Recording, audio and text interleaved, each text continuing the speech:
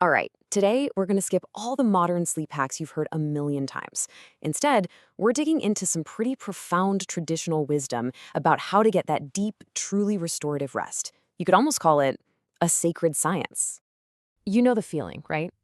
It's 2 in the morning, you're staring at the ceiling, and the only thing you can hear is the clock, just ticking away. You're so tired, but your brain just won't shut up.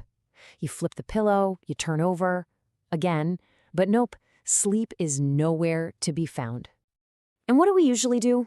We just chalk it up to getting older, right? Oh, I'm 58, this is just how it is. But the wisdom we're looking at today, it has a completely different take. It says this isn't just old age. No, this is something much more serious. It's actually a form of self-torture. And the key thing is, it's something we can actually stop. So to really get a handle on this, we're going to look at two very different paths. First up, we've got a guy who represents the approach a lot of us take, the flawed one. Let's talk about Mr. Beychain and his worry trap. So here's Mr. Beychain. He's 58 years old, and you can just see it in his eyes. He's exhausted. He's tried to fix it, too.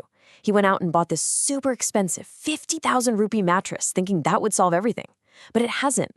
He's still tossing and turning because, well, a fancy mattress can't do a thing about a mind that's full of worries. Real sleep just won't come. You know, this piece of wisdom from back in 1974 absolutely nails the problem. It says sleep is the lap of nature. And that's exactly where Mr. Beychain is going wrong.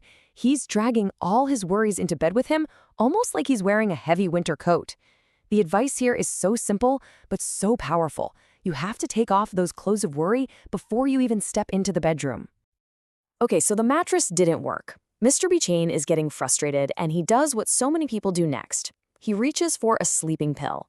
I mean, the logic makes sense, right? If you can't shut off your mind, maybe you can just force your body to shut down. But this, as you can imagine, is a whole other can of worms. And listen to how this book, Why Doesn't Sleep Come, puts it. It calls artificial sleep the younger sister of death. Whoa, that's intense. And here's the point it's making. Those pills don't give you real rest.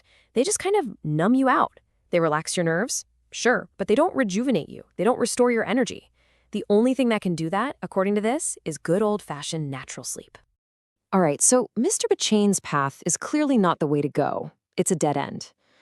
So what's the alternative? Well, let's look at a totally different approach. Let's meet Master Dinanath, a man who has turned his sleep into a genuine source of power. Now, Master Dinanath is the exact same age as Mr. Beychain. He's 58 too, but that's where the similarities stop. I mean, look at him. He's calm. He's got this vibrant energy about him. His bedroom isn't a place for worrying. He treats it like an energy center. And his whole mindset is different. Before he even gets into bed, he gets himself into a thoughtless state. For him, sleep isn't just about passing out. It's about deep, powerful rejuvenation. So you can see the two paths laid out, right? It's crystal clear. Mr. Beychain is all about external fixes, the bed, the pills. But Master Dinanath, he's all about his internal system.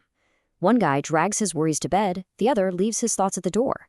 One path is self-torture. The other is power sleep. Okay, so this power sleep thing sounds amazing, right? But how do you actually do it? How do we get on Master Dinanath's path?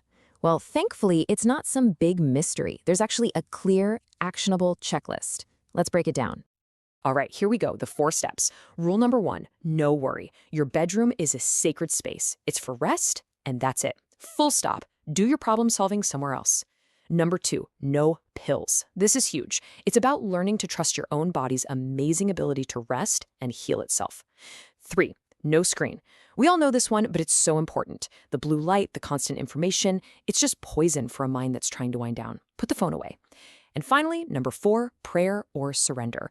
This isn't just about religion. It's about letting go, releasing control, trusting that some higher power or nature itself is going to take care of you and recharge your batteries while you rest.